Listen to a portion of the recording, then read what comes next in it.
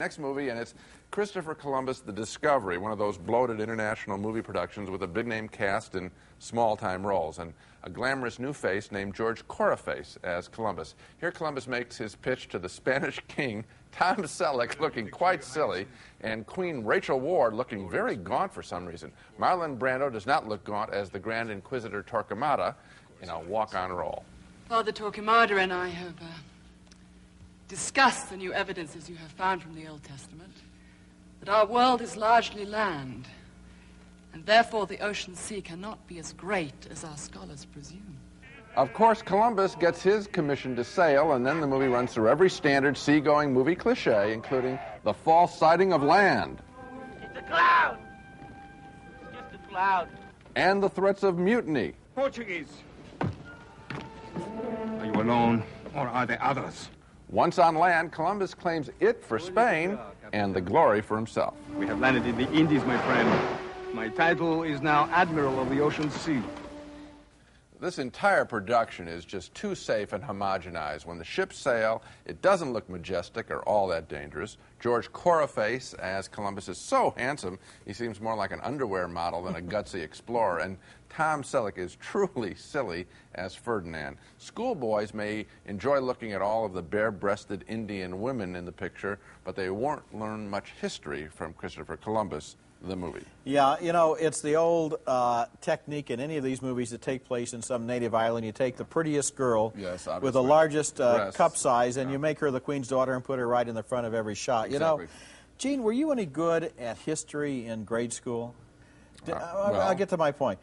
Watching this movie, I realized that they have something in here where Columbus says, if we don't sight land in 3 days, you can behead me. And on the third day, there's no land, and he puts his head down, and the guy has the axe in the air. Yes. Now, it's funny that I don't remember that from my history lessons. Do you think that's factual? No, the only thing that I'm saying is that it seemed like he was taking a very big gamble. Yes, and he seemed very cheerful, too. Yeah. He wasn't even nervous that morning. Then within the script, here's another problem. Yeah. He turns into a very bad guy all of a sudden. Yeah. Something had been chopped out of the movie because there's no setup. All of a sudden, he's a complete maniac very late in the picture as he's going back to Spain. Another weak thing, I haven't seen a more lackluster Marlon Brando performance in, I can't remember one. It was just sad. It was very sad.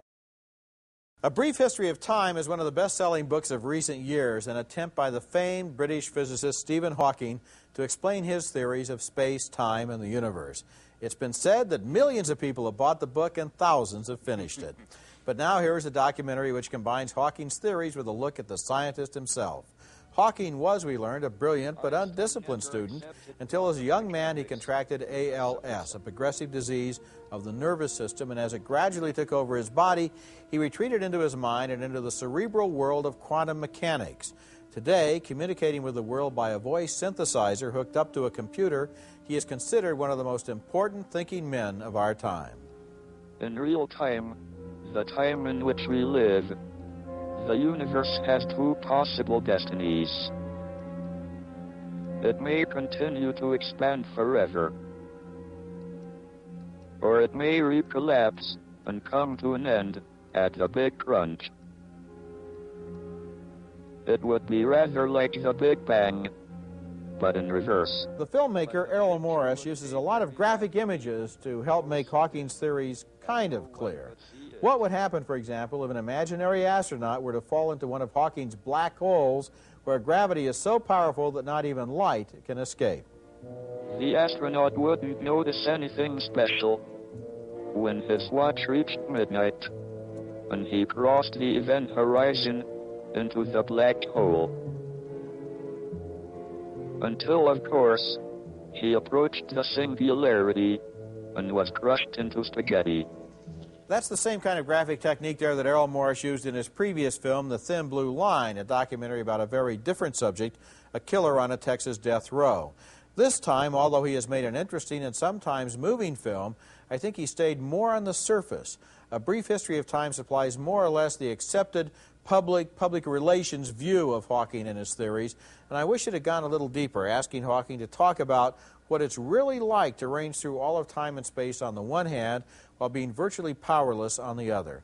It's a movie with some wonderful things in it, but I can't quite recommend it. I wanted more. Well, I learned, and actually I learned it from your fiancé, and by the way, congratulations on your marriage, which Thank has you. never been Thank you. acknowledged to date on this show. Thank you. That Hawkins left his wife for his nurse. Yes. Now, I mean, any documentary filmmaker should seize on that. You know, Gene, that's one of the things I missed in this film, but I wasn't going to mention it because I thought it was tactless. Since you brought it up, though, I did feel that in a way, there must be something going on in his emotional life that would be much more interesting than this kind of official view that we get here.